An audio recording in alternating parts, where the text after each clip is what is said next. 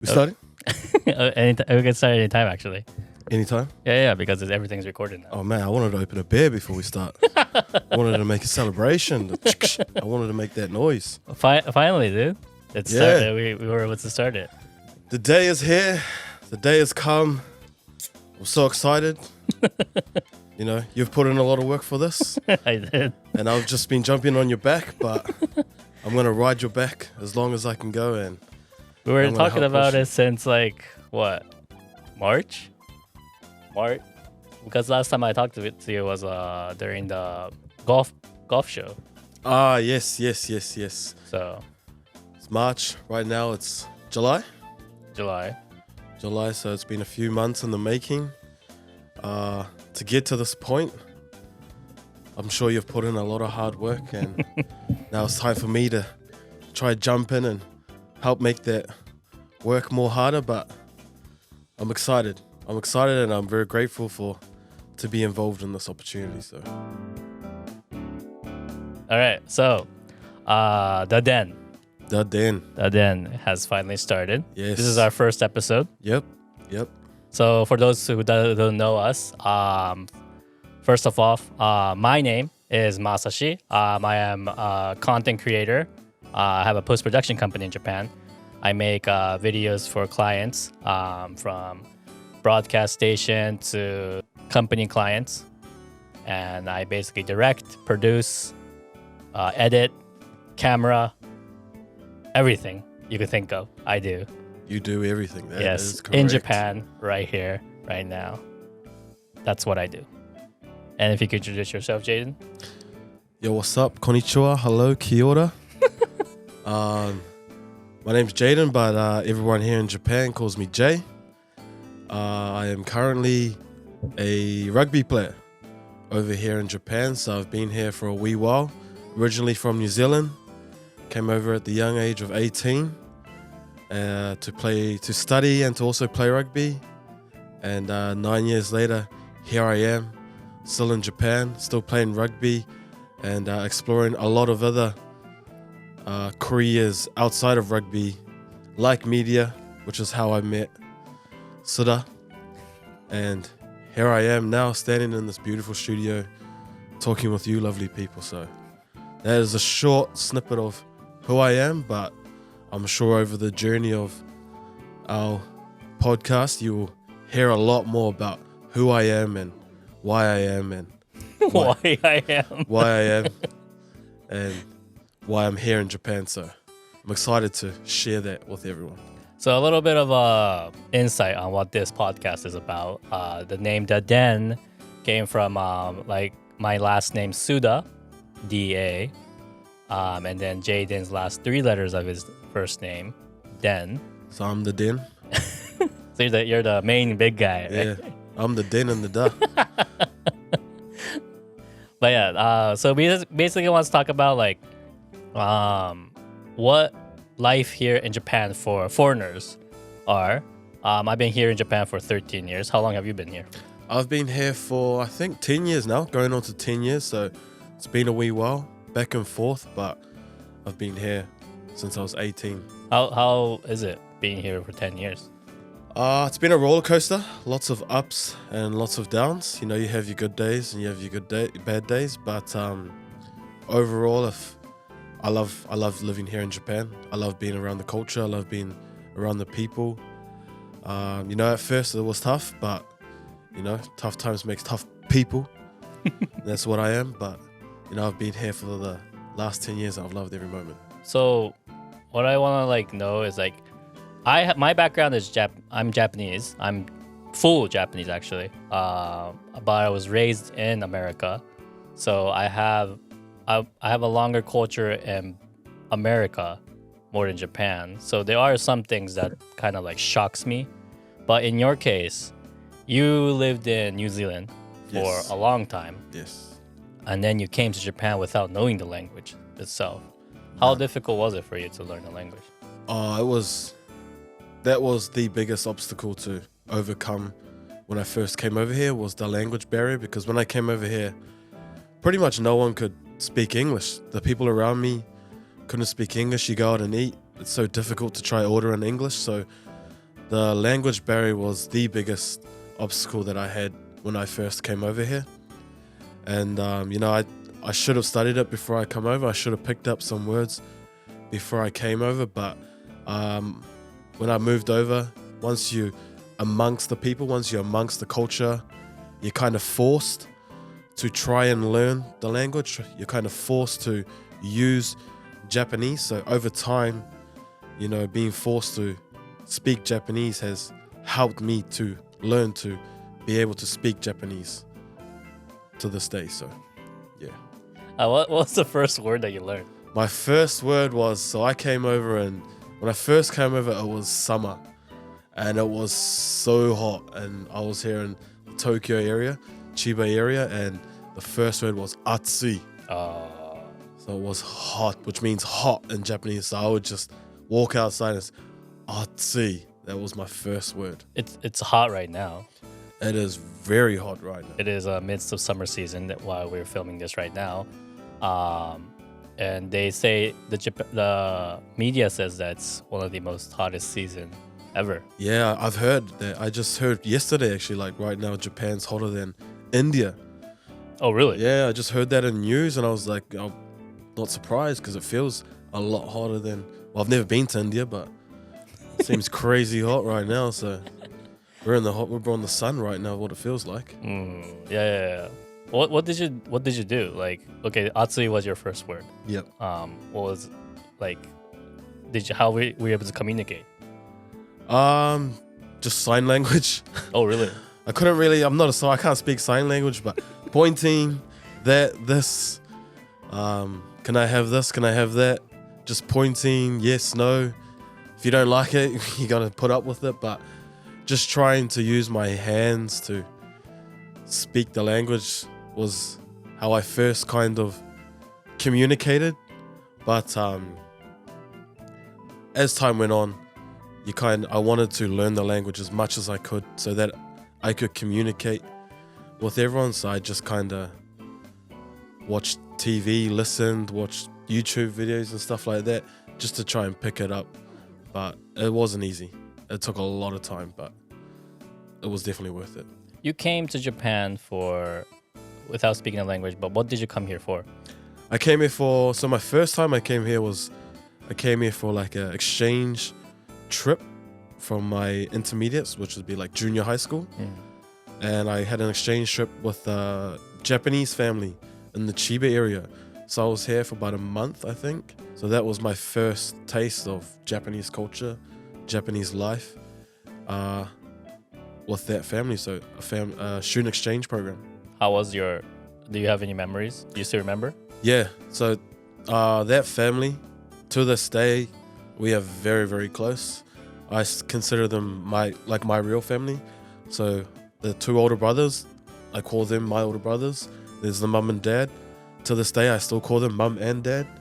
And so, we done a lot of stuff when we came over here. We went to the school, we studied like calligraphy. We went out to like Disneyland, Disney Sea, and that was all cool. But for me to experience moving in with another family, another Japanese family, a whole different culture, a whole different world to what I was used to back in New Zealand, was definitely the most memorable thing.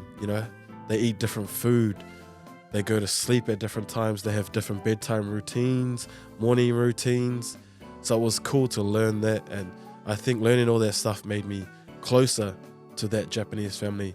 And to this day, 10 years later, after I first met them, I'm still very close with them like my own family. Before that, you've never like seen or like felt the culture like in New Zealand? Because usually whenever people come to here in Japan, especially foreigners, they usually say is, I watched anime. Yeah, I loved the anime culture. Yes. I loved the food here, so I wanted to come here and experience the culture firsthand. What was your case?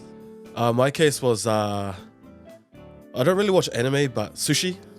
Oh, okay. I love sushi back in New Zealand. Like sushi is like a real nice food in New Zealand. So that was my first introduction of Japanese culture. And then my intermediate school, they used to host Japanese students. So I used to meet them, talk to them, and they were like hilarious kids that used to come over. So that was kind of my first introduction to Japanese culture. And then from meeting them, they loved anime, so they introduced it to me. But just not like real big animes, simple ones massive ones like Pokemon. Oh, okay. Pokemon and Dragon Ball Z. Those were like the first things that introduced me to Japanese culture. So learning that was my first insight to what Japan is. So when you came to Japan, you mentioned that you ate sushi in New Zealand. So that was your first time experiencing Japanese food culture itself. What was the first food you ate when you came here as an exchange student? The first food that I came over is once I arrived at the school, the Japanese family picked me up. They kind of eased me into Japanese food, so they took me to Denny's.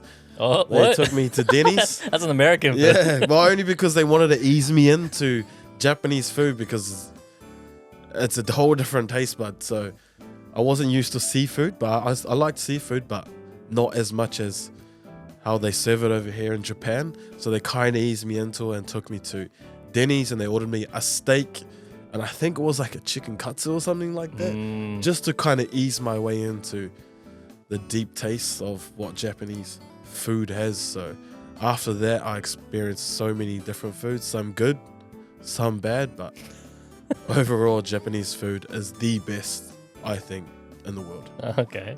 Well, After my mum's cooking. That's right. If you're watching, mum, after you're cooking. what was the like bad food you ate in Japan?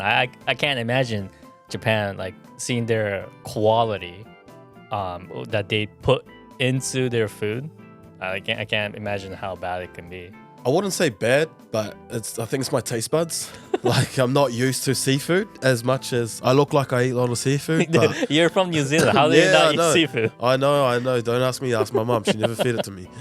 But things like uni, which is like sea urchin, I think. Yes. Sea urchin. And tuna. I hadn't really had much tuna in New Zealand. Oh, okay. Mainly salmon, but not tuna.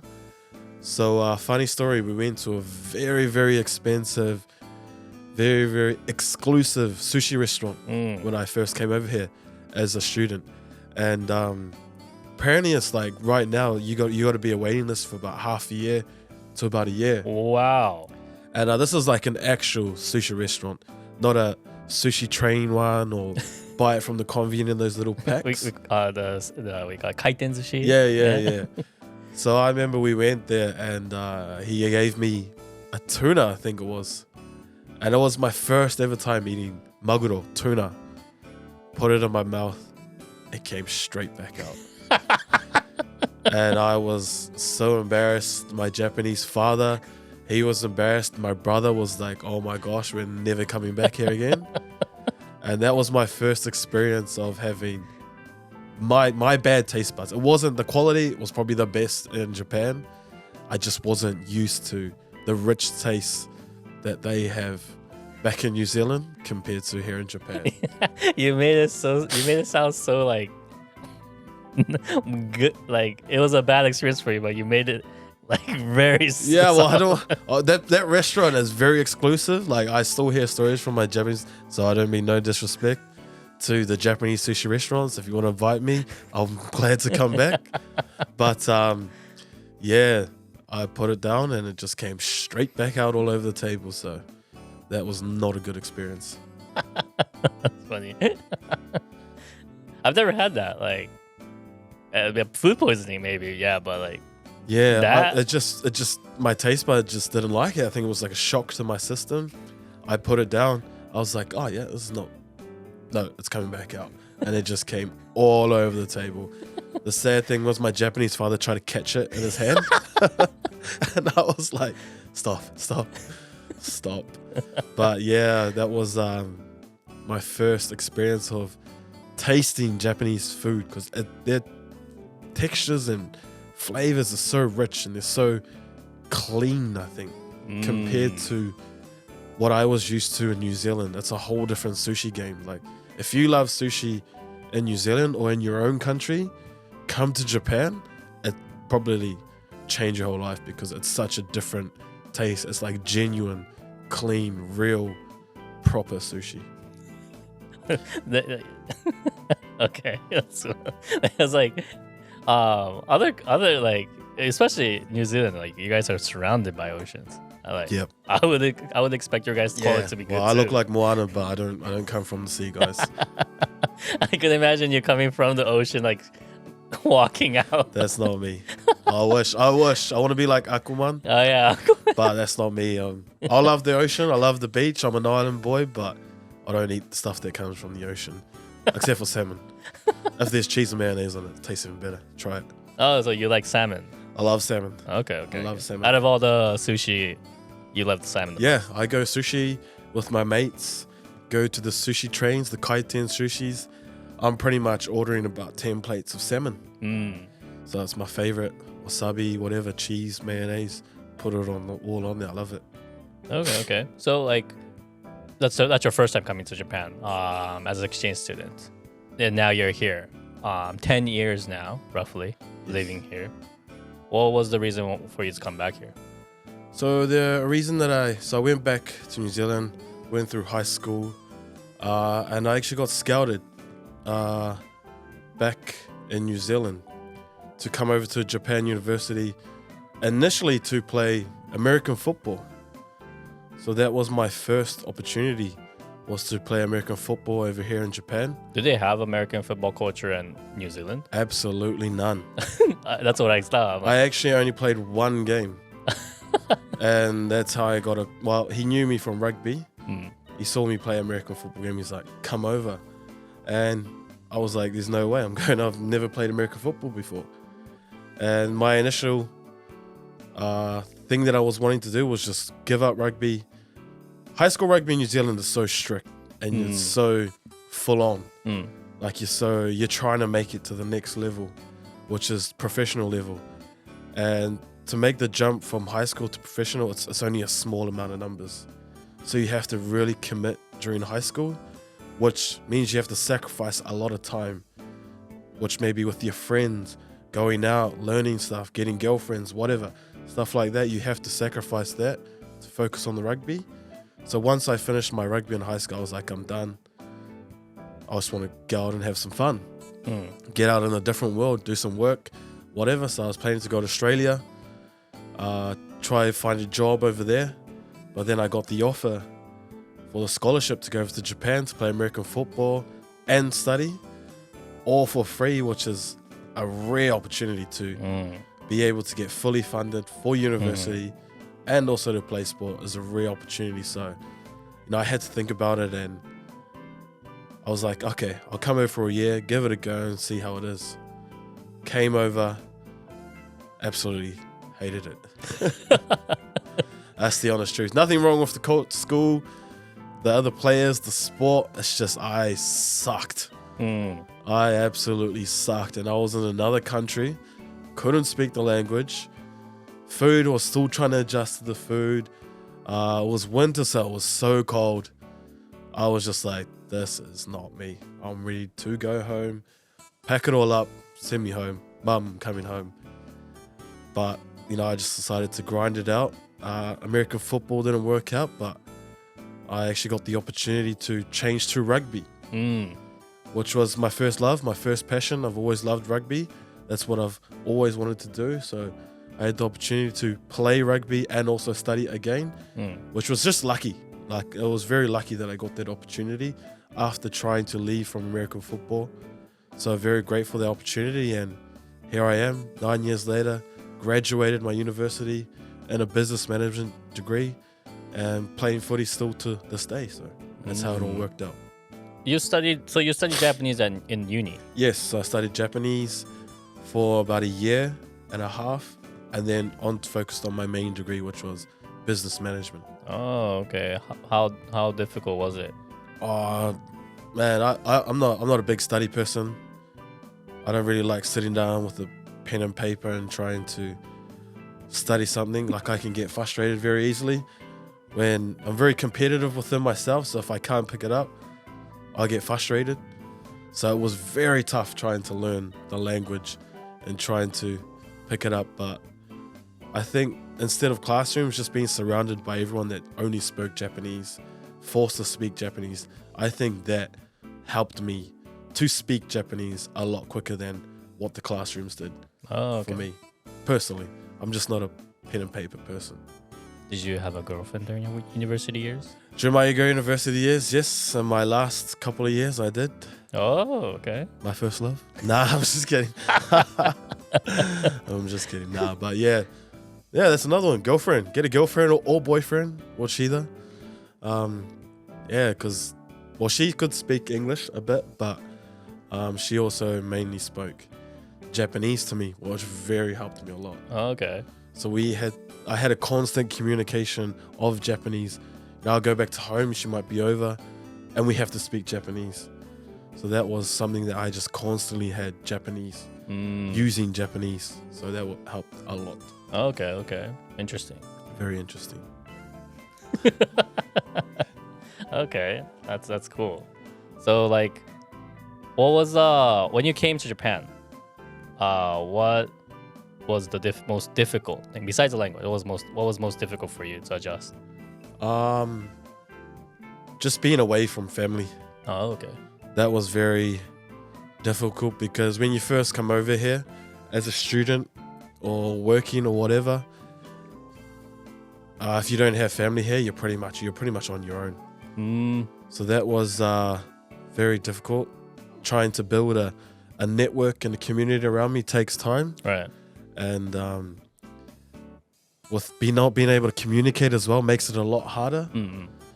So, when those tough days come along and there's no family around, like usually I'll just go home and talk to my mom or head up my brother, which is not it's a phone call away and it's a message away, but it's not the same of them being present. So that was definitely very difficult to live away from my family, but that was why I was over here. So that kind of also motivated me to try to push on and carry on. So being away from family is a very tough thing for me when I was first here. A big family person you are? Yes, family is always number one to me, my family. So my mum, my brother, we've been together, us three just riding for a long time now. So they've always got my back and I've always got their back. Oh, sounds fantastic. Yeah, it's great. I envy you for that. Any other questions for me? Yeah, I was going to say, what about you and your family situation? I don't want to talk about You don't want to talk about that? So what initially brought you back to Japan then? 13, once you were originally here, back to America, and then you came back. What was that initial Did you just say UK? No, you came. Oh, you came. You came. Is it my accent? Because I don't have one. You did New 'Cause Zealand. I don't have an accent. Well, what was my reason for coming back here? Yes. It was more for school. I came back here for university. I was working in the States in a movie theater. So I was selling tickets, cleaning theaters, and then I became a manager. Oh, wow. After that, I started thinking about life. Oh, should I be staying here? It was every day was the same routine. Wake up, go to work, finish work, go home, play video game, sleep. Yeah, That I definitely relate to that. Yeah, that consistently happened over the years. So I was like, what should I do? Then like one day, like my mom said that there's a school in Japan that you should go to, but I didn't know Japanese, so I thought I don't want to go to Japan. I don't know the language. I can speak it, but I can't read kanji. It's difficult. So I was a bit hesitant, but I thought it might have been a good opportunity for me to change my environment, to go to another country, and then kind of like stay away from, like, be away from my safe zone. Yeah. So I did that. I decided to come to Japan. I took 1 year of Japanese lesson in school. So just learning kanji only. Kanji, hiragana, katakana, mainly kanji. Anything that could get me into a university. And that's what I did for a year. And then after that, I decided to stay in Japan to study. So I studied economics for 4 years and then got the degree and then started working in Japan. Here I am. So you said you changed from the American environment to the Japanese environment. What was the biggest change that you felt when you first came over? Just being out of my comfort zone was the biggest thing. Oh, okay. Like my parents did everything for me. Ah, I see. So, like if food was on the table. I went to work to make my own money, but either way, I had a house. But when I came to Japan, none of it was there. I do have families here, but it was in Tokyo when I went to university, so it's a completely different environment. I was staying in a dormitory, so I had to make my own food as well. Go shopping, so that was like huge difference. That I guess like that experience kind of like let me experience what going towards, I don't know, like adulthood, like actually like being away from your parents. Yeah. Was like the biggest thing for me. So you had family. Was your family originally from the Tokyo area or? No, I was born in Shizuoka. Shizuoka, very beautiful area. It's very similar to California weather. Okay, I have no clue about California, but I know Shizuoka is very beautiful. Shizuoka is a nice place. It's very beautiful, especially if you're by the ocean. Some beautiful beaches. Yeah, it's a lot out there. There, Mount Fuji. We have Mount Fuji. Mount there. Fuji, yes. We have good oceans. What about any foods? Any traditional foods from Shizuoka?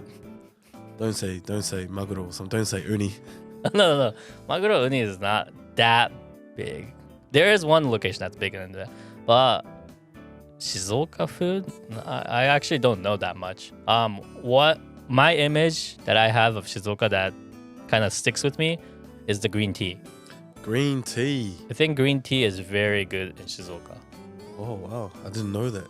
They say Kyoto, and I do agree with that. But Shizuoka is this just as good as Kyoto. So green tea.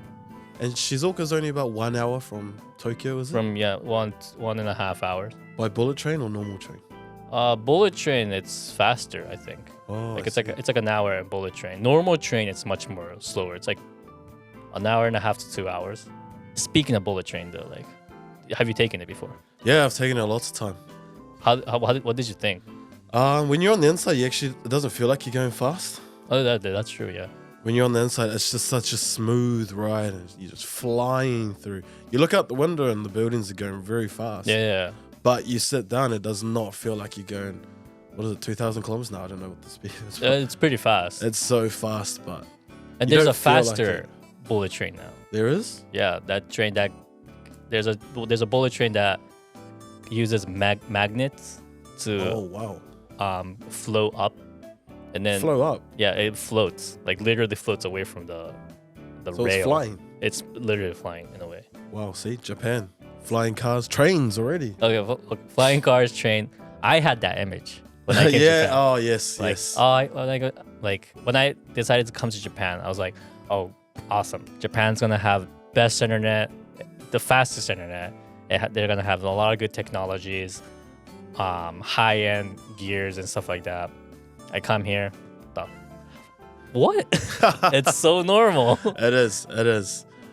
But I think when I first came over, compared to New Zealand, I'm not sure compared to America, but compared to New Zealand, we don't have as many big buildings, as much bright lights, not so many people. So that was definitely a massive shock for me, especially when you walk through the area of like Shibuya, which is like the center, the Tokyo drift scene with it drifting around the corner. Right.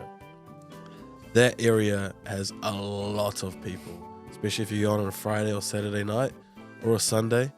So many people in that area, massive buildings, bright lights and everything. So it's a massive shock for me in that area. Yeah, like what shocked me most in Japan was like how the building was very small. Like not like the height or anything like that, like how compact everything was. It's very tight. Yeah. Everything is tight. And if you think it's tight, the size I am, everything is just tiny for me. So if you're a big guy coming over to Japan, be aware that there's a lot of small spaces around here. So try to get small before you come over. So you're Japanese. Your blood is Japanese, right? That's the last time I checked. I Yep. think. Okay. Let's check again, shall we? No. I know. I might have something else in it. But you pretty much grew up in America, Yes. pretty much your whole life, and then you came back to Japan. So do you consider yourself American or Japanese? That's a good question. Very good question. A lot of people ask me that question, especially Japanese people, sometimes foreigners. But like, I think I consider myself more American than Japanese, but I don't want to like say like I'm this only. I think I know both worlds, so I could speak for both sides in a way, in both perspective. But if I have to choose one, I think it'll be American. Why do you choose America? I think it's more. I feel more at home in America. Okay. In Japan, because the culture is so different, because you don't speak, you can't be. It's not like you can't be different, but you're not encouraged to be different. When you're different, people kind of like you said, like people stare at you. Yeah. That's exactly it. Like people kind of like afraid of difference in Japan in a way. So I really don't. I like to be different. I like to. It's not like I like the attention, but like I like to stand out more. Yeah. Away from the crowd, basically. So that's why I like American culture much more. Definitely. Because I remember when I first met you, I saw your name. It was like Masashi Suda, which is like a Japanese name. And then you spoke and this American accent came out. I was like, what the? And then I got to know you more, and you're like this American. Yeah. Like an American person. So I think it's cool that you got the balance of the Japanese side, but you're still real to your American side, which I can definitely see. It's difficult though. Like being here in Japan for like a long time, especially like you kind of forget who you are, because you kind of have to kill yourself to kind of be in the culture. A lot of Japanese people say this one word a lot, is that do as the Romans do. Yeah. So, but in Japanese it's like go ni reba go ni shitagai. When I hate that word for some reason, because that it's like saying you have to accept that culture in that country. You have to abide by that rule. Do as we say. I understand. It's not like I'm against it, but why would you want to kill this person's identity in a way, Yeah. Following the rule in this country and this other country itself as well, that's important. Yes, follow the rules. But killing your own personality for it, no. Yeah, I don't agree with that. Yeah, I agree. Because I think when I first came over here, especially in the sport world, it's completely different to what I was used to in New Zealand. Like they train different, they eat different, they socialize different. And if you go against it, it's like you're being a rebel. It's like you're not agreeing with how they do their protocols and their traditions and stuff like that.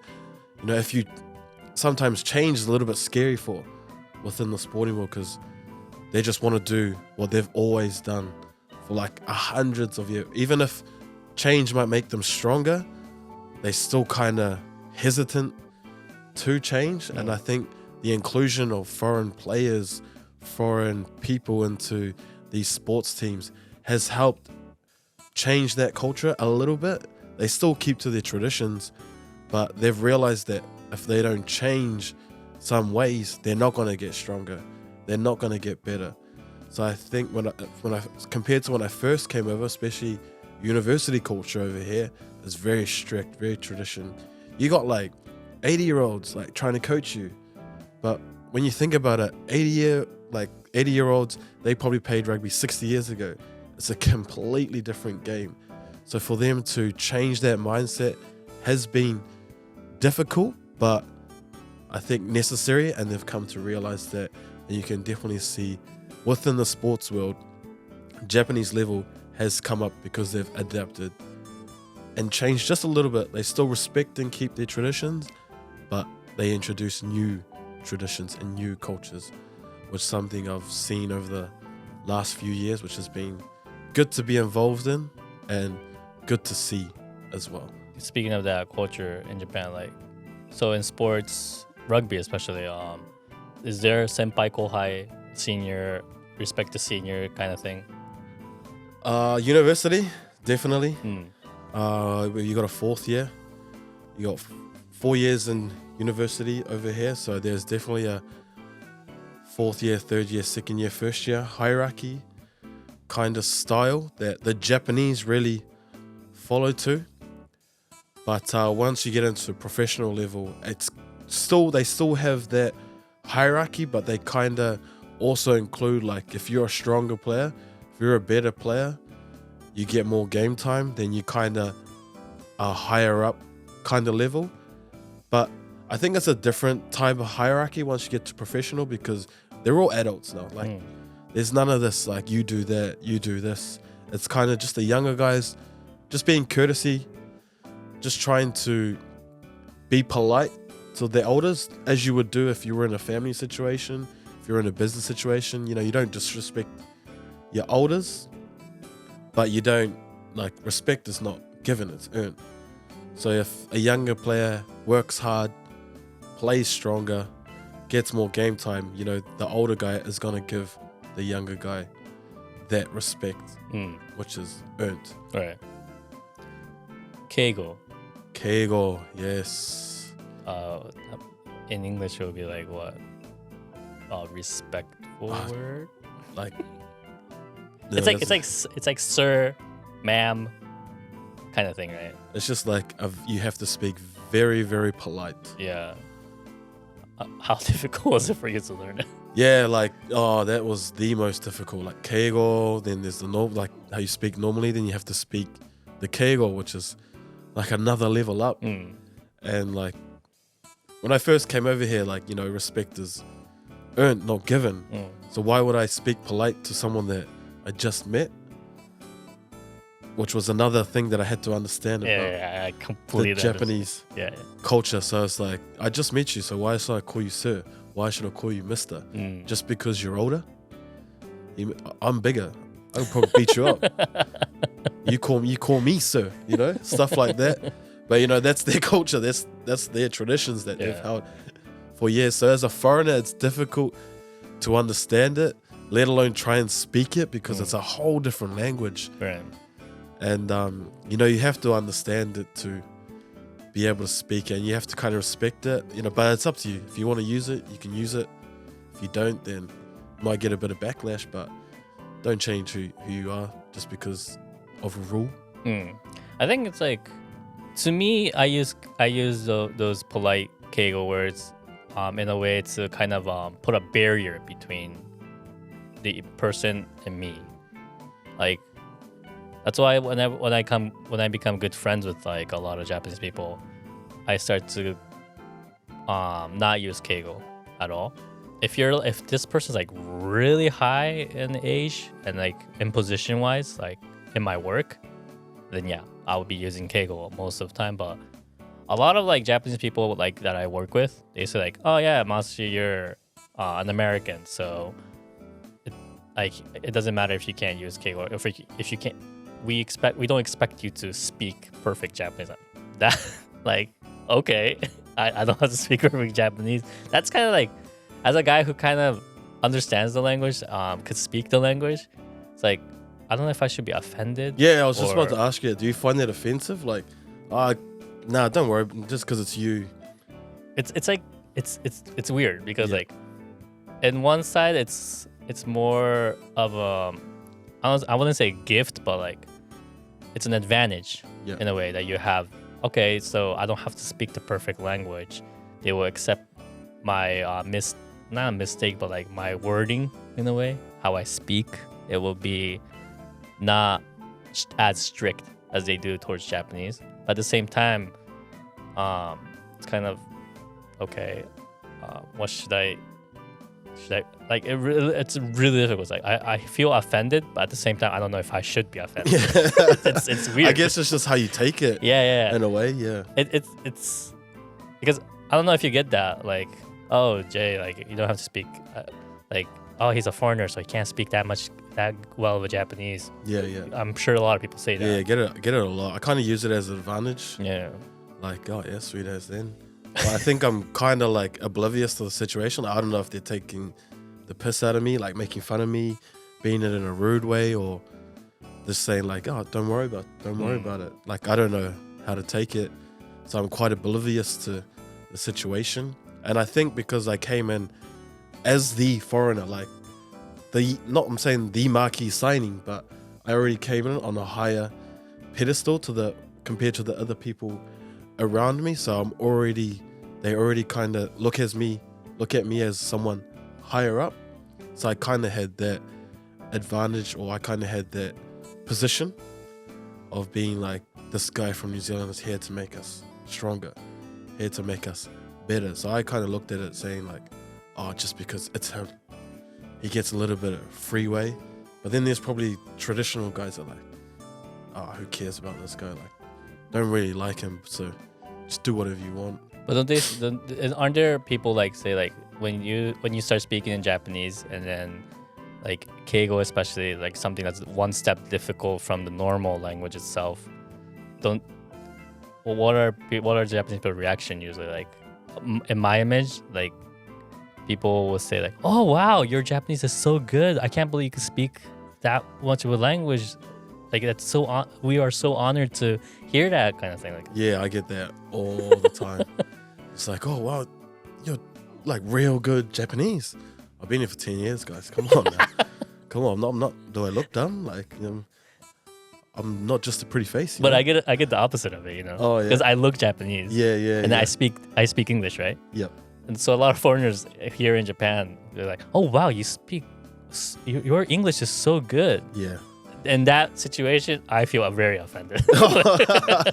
Well, yeah, because you've lived. Well, they don't know your background. Yeah. But Yeah. it's that's why, like, to me, in my side, it's more of an advantage for me because I kind of like blend in. Yeah. To Japan. So like, it's like if it was you and me walking side by side, they'll look at you more than me. Yeah. That for like 100%. I don't know why though. I think it's just because I'm better looking, something like that. But yeah, you definitely have the advantage of that. Like, no matter where you look at me, I'm a foreigner. I might even have lived here all my life, born here from a little kid. Like, there are many here, but they'll always look at me as a foreigner, which is kind of sad in some way. But I'm not Japanese, and I know that, and I'm a proud New Zealander. But I'm also I have a bit of Japanese. I have a Japanese heart inside me as well, so I kind of consider myself a New Zealander with a Japanese heart. Oh, that's weird. Nah. But a little Japanese heart, a little bit, just a little. A little bit. It's not big. Well, you are drinking that Kirin beer, so I think you're becoming more Japanese than. Yeah, Kirin beer. Get yours from your local convenience store. This is not an ad, but hit us up if you Kirin beer if you're out there. You know where we are. I don't like beer, so. No, come on. Well, like, so like, don't you ever feel homesick? Yeah, all the time, especially on those dark days. And I go home for a holiday, usually around December, New Year's, for a very long time. So I get attached to home, and then I'm back to Japan. So those first few months are always tough, but get back into my routine. Try to keep myself busy, take my mind off being home. Helps a lot to forget about that homesickness. But pardon me. Did you burp? Did you just burp? Yeah, sorry. Kirin beer. But definitely always miss home. Sometimes you miss out on a lot being away from home.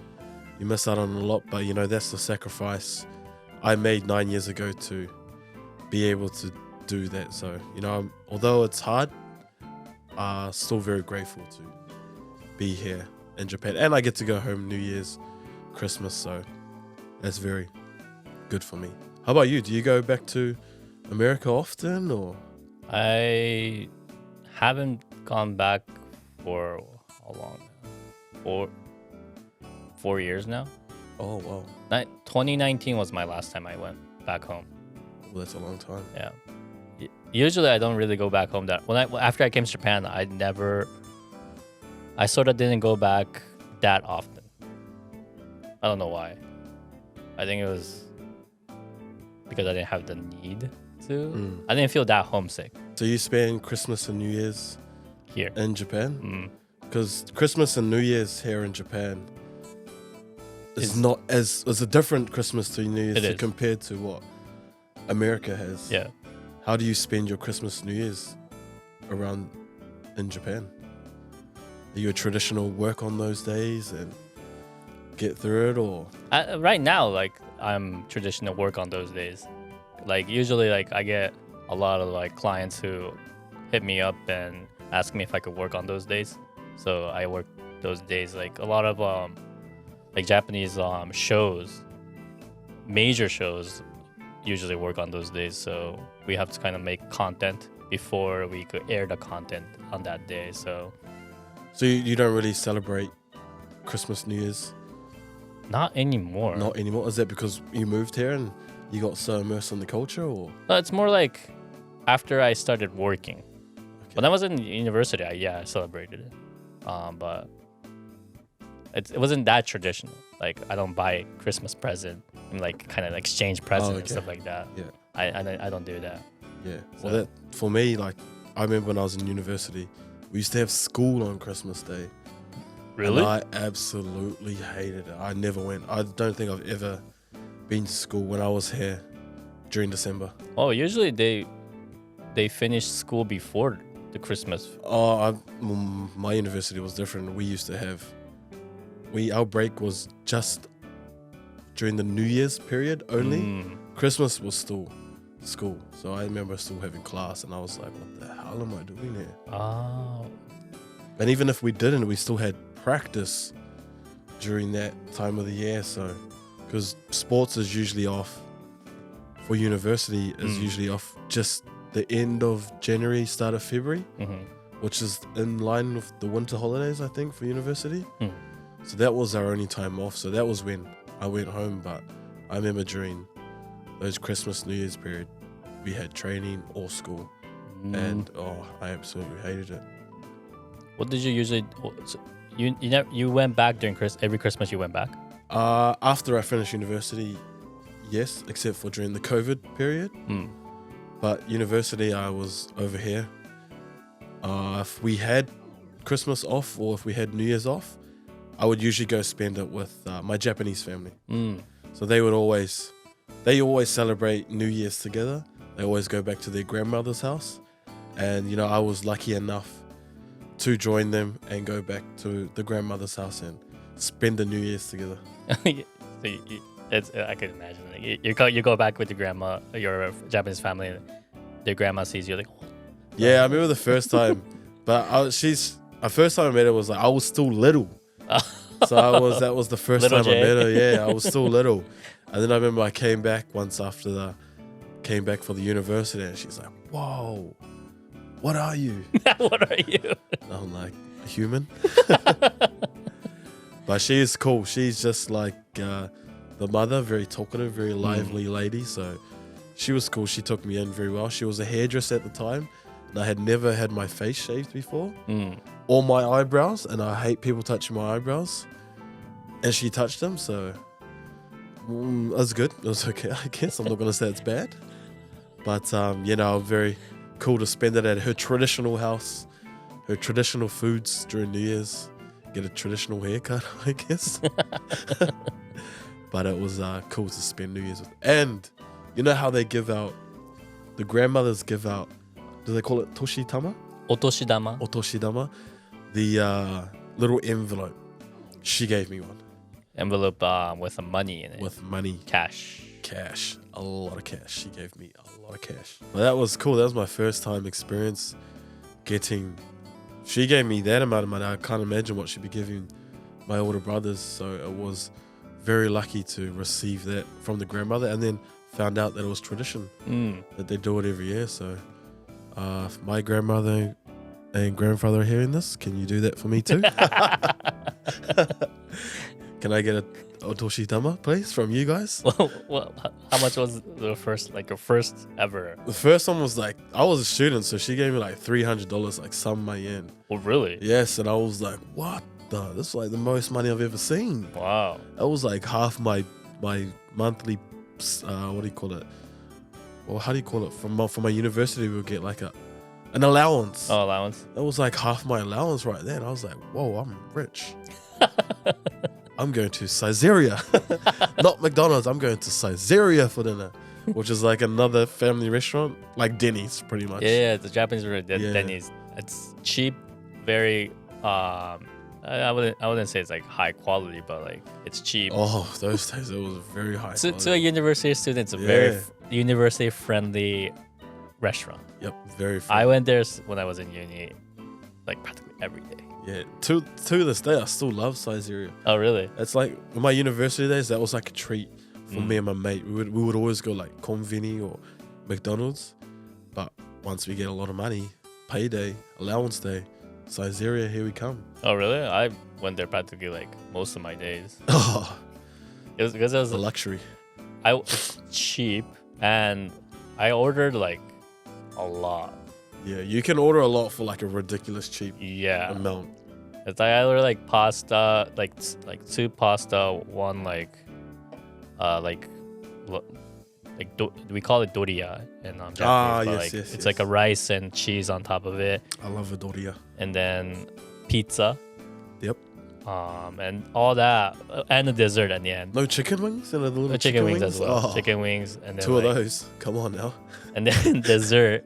All that I ordered. It's less than like $70, Oh, 7,000 yen. well, you're spending a lot. It's Whoa. not much. It's less than that. So Well, it's we thought we were spending a lot, and it was like 3,000, 4,000 yen. plus Drink bar. drink bar as well. Yeah, all you can drink. Yep. Or you can drink fizzy drinks. Yeah, because they don't have like the difference. The one thing that that was like a bit shocking to me was like, so I go to McDonald's for the first time in Japan, and then I look around. Oh wait, where is the drinking fountain? Oh, They don't have a drinking fountain in Japan. So you can't just buy a cup and refill as much as you want. Yep. It's only one time. Yeah. I was so shocked.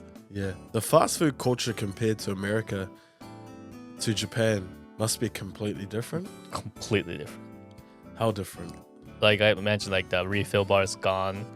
The size, Yeah. small as hell. Oh, yeah. Very small. And what shocked me the most was that they didn't know what I was saying when I said, "Can I get one Coke?" They didn't know what I was saying. Coke? Oh, What's yes, Coke? yes, yes. And I say cola. They say, "Oh, Oh. cola. Okay, okay." Like what? What's the difference between Coke and cola? They're both the same brand. that was funny for me. So you, sorry, Kieran Bear, what does that to you? Does that to you? So, do you prefer Japanese fast food or American fast food? Right now, I haven't ate fast food at all. Like literally, like for 3 years now, I haven't eaten fast food at all. Yeah, me ttoo. Actually, no, I'm guilty of that. I actually ate Taco Bell last time. Oh, there you go. If you He's a liar, everyone. He's a liar. But McDonald's, I haven't ate McDonald's for 3 years. Wow. Yeah. I wish I could say the same. I had it last night. Any fast food I would have probably let's Taco Bell only. Like Taco at Bell. most. That's such an American fast food. Or Carl's Jr. Carl's Jr. Yes. But lately, they're adding a lot of traditional American fast foods in Japan, like Taco Bell Yeah. and Carl's Jr. That only recently started here in Japan. Carl's Jr. recently started. Yes, because I've never heard of Taco Bell or Carl's Jr. before I came to Japan, so I thought it was a Japanese fast food chain until I heard it was from America. Yeah. And it tastes very nice. Yeah, like the size is a bit. Actually, Carl's Jr. is same size as the States. It has a lot of volume, and then Taco Bell is kind of similar as well, so not much of a difference. Yeah. But McDonald's is really small. That is true. McDonald's fast food here is very small, but it's very cheap too. But I they think so. recently, Yeah, I know. they Big Mac, recently- all of a sudden, it's like 550 yeah, yen. they I was recently like, what? raised the price of McDonald's. I know, but It's funny because like it's different. yeah. Where you go, the price changes. In the suburbs, Yeah. I heard that. I was like, what? Why don't they make it the same? Why do they do that? Is I it, have no idea. I think it's. I have no idea. I could assume. What I would assume is that like, I don't know, customers amount, how many people will come in I and stuff. see. And then like, the way I see it, where all the pricing range goes, it's how often the area is being used. So they kind of, I don't know, raise the price for that or lower the price a bit. But even though the prices have raised compared to America, I know compared to New Zealand, it's still a lot cheaper here. How about compared to America? Is the price different? Japan's a lot more cheaper. Yeah, I think. Because I think yeah, because tax is different. yeah, So yeah, it's much more expensive in the States. yeah. Because I had a friend recently travel from New Zealand to Japan, and he was like just amazed for $20 how much he could get, 2,000 yen, how much he could get at McDonald's. He said he ordered like dinner and breakfast for the next day. Compared to New Zealand, $20 is just like a combo with one extra burger, something like that. But he said he got like 4 burgers, 2 nuggets, two drinks. I was like, why do you need all of that, first of all? He was like, he just got so excited because he came over here and Because it was so cheap. And it was the restaurant next door to his hotel. He didn't know how to go out. He wanted to go out to sushi or yakiniku, but he just was afraid of communication. So he went to the McDonald's, and he was just so amazed of how easy it was. He just pointed. I think McDonald's here are a bit foreign friendly now. A little bit. They can speak a bit of English, but he just pointed, and then he was ready to pay like $50. So I only realized it was only like $20, 2,000 yen. And he was just amazed. He got carried away, just wanted to try everything on the menu. And plus, the menu is different. Yeah. Like a teriyaki burger. Yeah. The seasonal. Yeah. It changes Yes. as the season yes. changes as well. So in summer it'll be like, teriyaki. I don't know what. They have like shrimp type of burger as Yeah. well. And then egg, tsukimi. Oh, yes. I think it's more winter, but Man, for someone that hasn't eaten McDonald's for 3 years, you know a lot about the menu. a fucking commercial comes out. Come on now. When I see TV, I see commercials of McDonald's every day. guys, he actually had McDonald's last week, so he's a liar. Come on. If I'm gonna eat McDonald's, I'd rather eat Carl's Jr. or Taco Bell College Or- is good. or Burger King. Oh, yes. Burger King is good too. I'm just like New Zealand McDonald's compared to Japanese McDonald's. Like I'm not a big fan of New Zealand McDonald's. How different is it? It's completely different. Oh, really? In a way of, it's a lot cleaner. Japanese. I could say the food. same. Yeah. It's a lot cleaner in the way that's produced. But like, not only just the food, it starts from the service of how good it is. Like it's just, they're so polite. Well, I don't know if they're polite or robots, but it's good service. You walk in, they greet you, they ask what you want. Do you want a drink? Big or small, large or medium. It's just the service is so good. You just get so invested in like, wow, the experience. Yeah, like how they make it too. It's different from the way they make it in other countries. Like once you order the food till it's processed and then wrapped to you, everything in that plate that they make is hot. So it's consistently Yes. warm. I was amazed when I saw that. I was like, Yeah. wow, this is how I think this is what makes Japan so like very trustworthy Yep. in a way. I'm not afraid to eat Japanese food. Yeah, true. That is very true. I love New Zealand food. It's just sometimes when you see it, it's like, whoa, how was that? Where did that come from? Yeah. What is that? Is that chicken or beef? Yeah. You kind of question, but here, like you can 100%, no matter what level of food you go to, If it's a fast food restaurant, if it's a cheap ramen restaurant, high class yakiniku restaurant, you know you're gonna get a good quality at that price for what you get, and the service is gonna be top class. Yeah. As well. Depending on what restaurant you go to as well, like there's a lot of like restaurant that has a lot more volume now compared to like usually before that it was more towards like Japanese volume. But I think Japanese people are starting to eat more now. So the amount is rising in a way on the plate. I actually think Japanese people eat a lot Oh, in the first place. Really? Like, I'm not sure about, I know in the sporting world, like they're forced to kind of eat Oh, right. a whole lot of rice because they're small people and they need to get bigger. So they're eating a lot of carbs, like rice plus meat, a lot of eggs, and it's supposed to make their body bigger. Obviously, it doesn't have the effect as if I was to eat it. No, I eat a rice, I'm going to get bigger. Too big, maybe. But these guys are just pounding down so much rice. And I don't even know where it goes to. I wish I had that superpower because mine goes to my stomach.